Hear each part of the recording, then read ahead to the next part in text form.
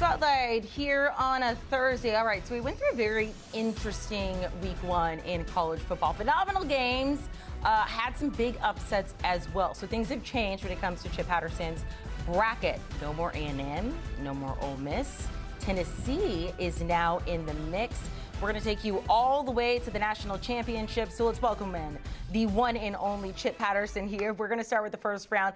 And this is your seeding according to where they end up. Utah is a 9 seed, Notre Dame as an 8 seed. Notre Dame, we saw, just lost to Miami.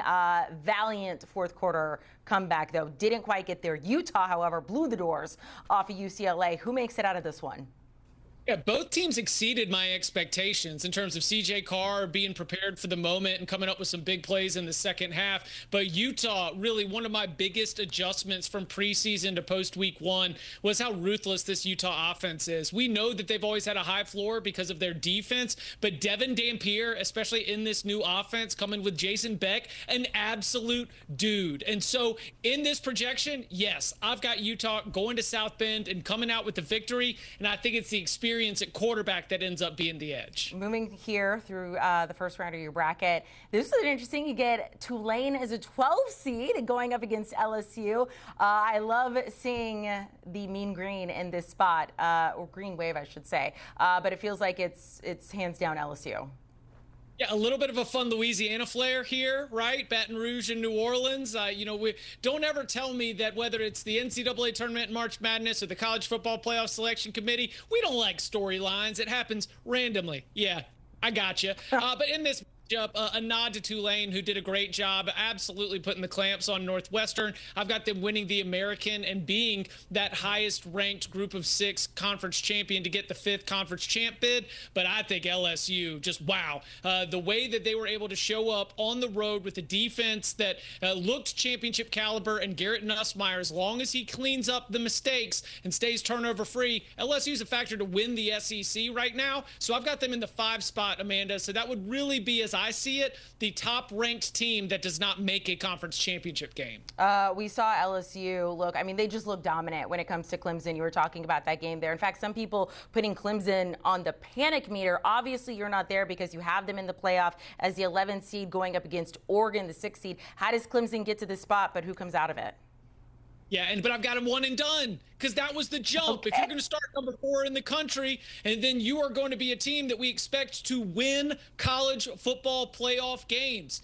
And right now, I just don't know if I can trust this team to win games against the best teams on the schedule, because while they can put some crooked numbers on the scoreboard against Stanford or Wake Forest or some teams near the bottom of the ACC, to continually fall short against the very top talent, I'm going to say, yeah, you can get to the college football playoff by winning the ACC, but ultimately, do I trust you to go to Eugene and beat an Oregon team that really might not have missed a beat even in the transition from Dylan Gabriel to Dante Moore? Will Stein, their offensive coordinator, Amanda, is drawing Teddy Bridgewater comparisons. And if you remember Teddy at Louisville, he was one of the best quarterbacks in the country. I think that Dante Moore and the Ducks definitely are going to be hosting a first-round game if they don't end up getting the bye. Shout out to Jenny Dell, who is doing that game this weekend up in Eugene. All right, final game of the first round here. Tennessee is a 10 seed, Miami as a 7 seed. I think we were all very impressed with Miami, the way they handled Notre Dame. Who advances?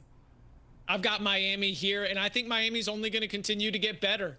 That was game 1 of Carson Beck, with his new teammates. So impressed by C.J. Daniels, the transfer from LSU, but also Malachi Toney, just a game-breaking talent at wide receiver. This was my biggest question, because it wasn't just Cam Ward that was gone. It was almost all of the relevant pass catchers. When Miami was able to answer that, I said, wow, they actually might be able to, again, have a really dominant offense. And as the season goes on, I think the chemistry will only get stronger. So Hard Rock was a great environment on Sunday night, and I certainly think it would be again for a playoff game. So I like Miami, the home field, and Carson Beck. I was just about to bring that up. Those first-round games are played at the team's stadiums. After that, it kind of changes. All right, let's go to the quarterfinals here. This is where we find Penn State. Their first appearance, you have them winning the Big Ten, going up against Utah as a 9 seed. Yeah, last year, what'd we see? All the teams that got the bye ended up going home. and short little stays for all those quarterfinal advances. So I think that this year Penn State would be very prepared for that. They will have put in the kind of schedule, and coaches are going to learn about ways to make sure your team doesn't deal with the rust on the wrong side of the rust of it all. I think that Penn State just continues to impress me. Looked like a very mature team, and most importantly, in week one, what did we see? Drew Aller feeding his new targets. Kyron Hudson, Trevor Pena, all of those new wide receivers they got from the transfer portal to try to level up on that side of the ball. It all seems to be clicking already, so I like Penn State to advance. Next game of the quarterfinals, we already talked about how impressive LSU has been, and you said, look, this could be a team at the national championship to win the SEC. And we find Texas. Everybody's who's worried about Texas right now. Apparently, you're not, Chip Patterson. How does Texas make it to the playoff? And then how do they handle LSU?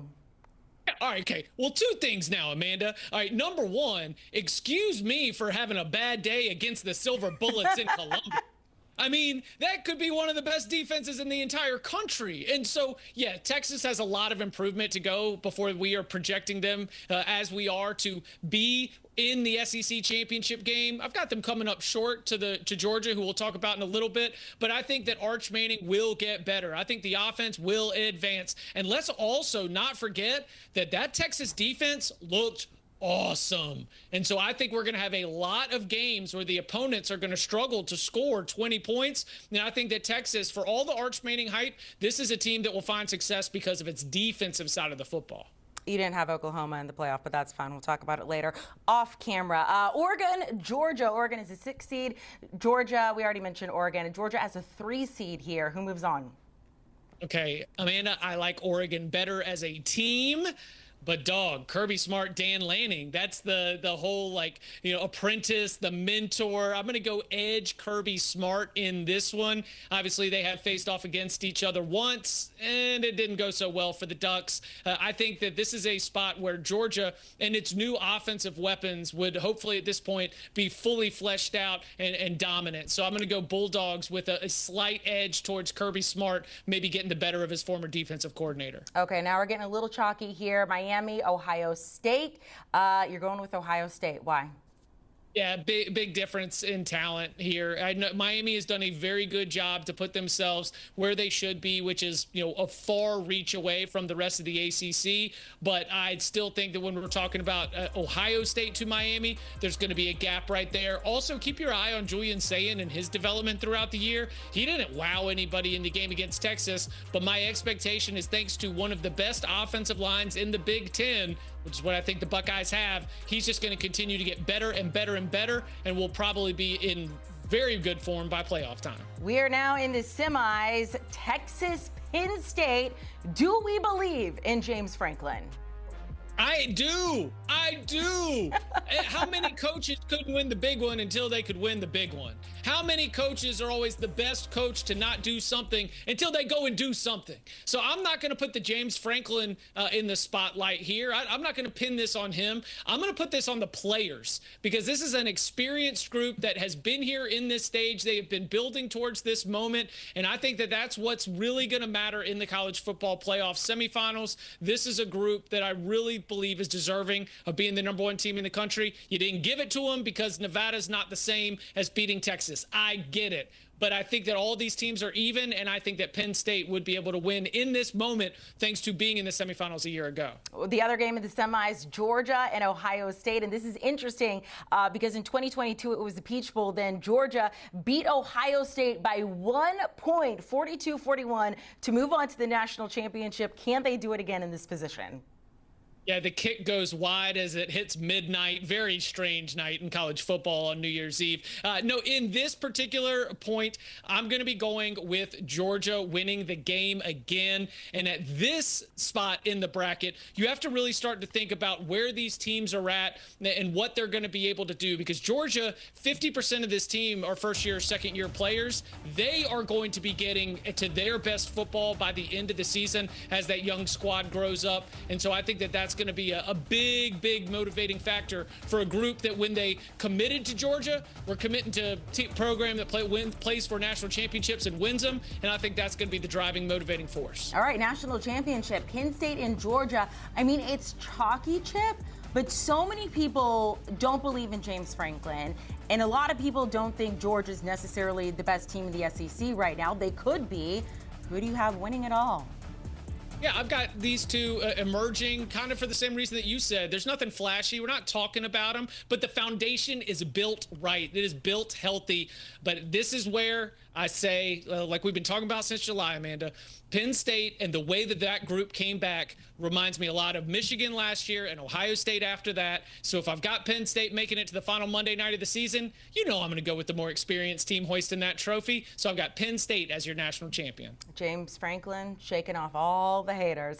Chip Patterson, we appreciate it. We'll talk to you soon. Cover 3 podcast hosted by the one and only Chip Patterson, the best college football podcast in the world, the universe. Make sure to tune in.